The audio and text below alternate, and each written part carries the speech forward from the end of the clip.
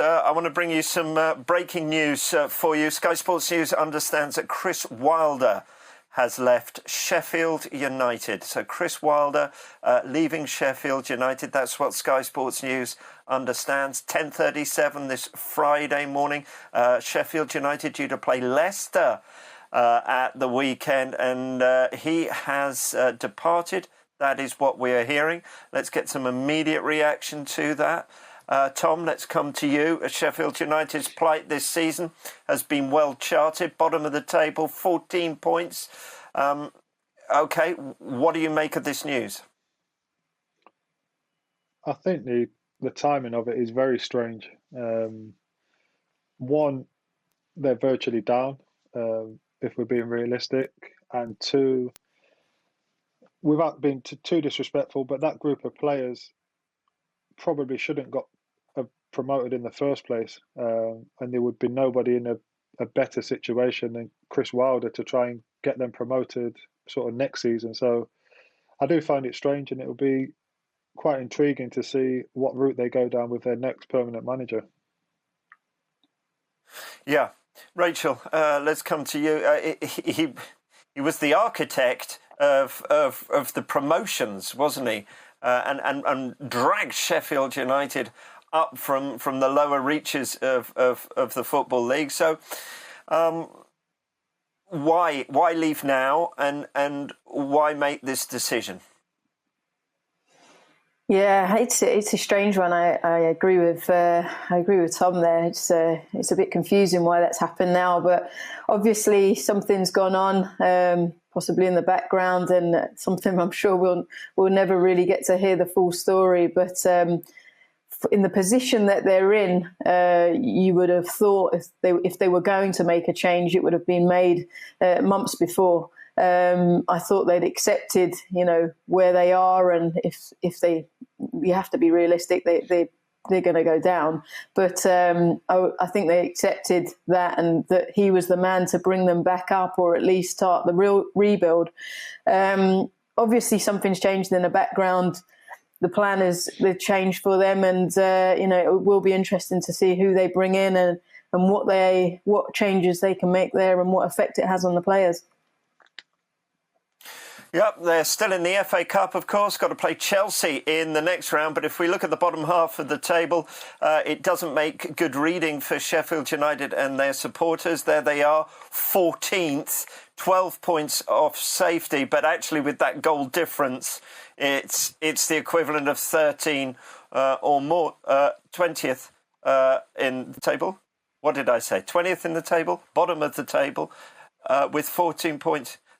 With 14 points. Their remaining games, they've got Leicester to come, then they've got the Cup, then they've got Leeds, Arsenal, Wolves, but then they play Brighton. They've got Tottenham, Palace, Everton, Newcastle and Burnley to come in their run-in.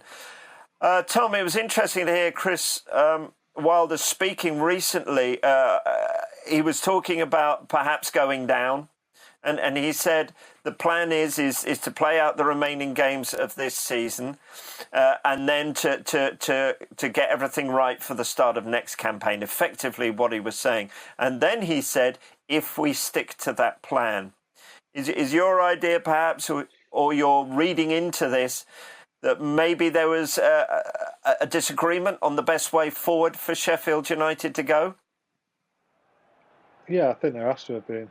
As Rachel mentioned, if they were going to do it solely based on not necessarily performances but results on the pitch, you would have envisioned it happening a few months ago when they were, 2 points after quite a lot of games. So yeah, I think his ideas maybe clash with the owner and the chairman's ideas of where they want to be come pre-season for next year, and that's why he's had to leave, because it would be painful for him to leave. He's a Sheffield United fan. He's played for them. He's probably one of the best managers they've had in their history. So it would have been a really tough decision from all parties involved. But it seems like they couldn't agree on certain aspects, and I don't think it is solely based upon what is happening on the field. Yeah. 2 points after 17 games. It took them all the way up to the 12th of January to get their first win in the Premier League. It came off the back of an FA Cup win over Bristol Rovers and was against Newcastle at home. But it was an awful start for them.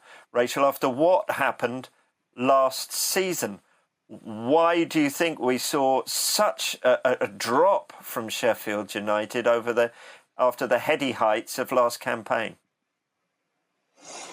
Yeah, good question. I mean, obviously, you look at injuries to key players. I know that, obviously with COVID, and we've spoken about, the fans not being there, and they were probably one of the hardest hit by that, and the way that they sort of fed their energy off of the fans. But, sometimes, it happens, and, you can't keep up the momentum of the previous season. And it's been a tough year for them. And in some games, they haven't actually played badly. It's just results haven't gone their way. They've been close, and, they've lost by the odd goal or two. But, it's disappointing to see him go because of what he's done. And he's always, when he's spoken in the press, he's always come out and been very honest and being very realistic with his reflections. So it is disappointing, but obviously that's football. And I suppose if the two parties can't agree, then he's got to walk away with his head held high, and in what he has achieved at that club. Yeah, there's plenty have been made, plenty has been debated. Tom, over the style that Sheffield United have, innovative, revolutionary, the overlapping centre-backs and all that goes with that. What was his teams like to play against?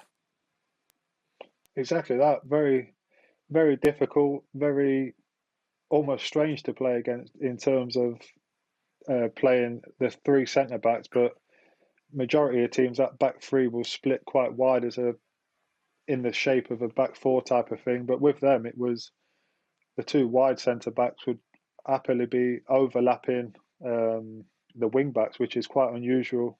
One of the games we played them at Pride Park, I think, in open play, the right centre back ended up scoring a tap-in the 6-yard box, which was just very, very strange. They almost keep, at the time, it was Norwood as like the deep line midfielder and the middle centre back in position, and majority of the team elsewhere can go and do as they please. So it's very difficult to play against, as we've seen last season. Whether this year they've been slightly found out a little bit, and equally, I still feel that they're missing that sort of 12 to 15 goal a season person.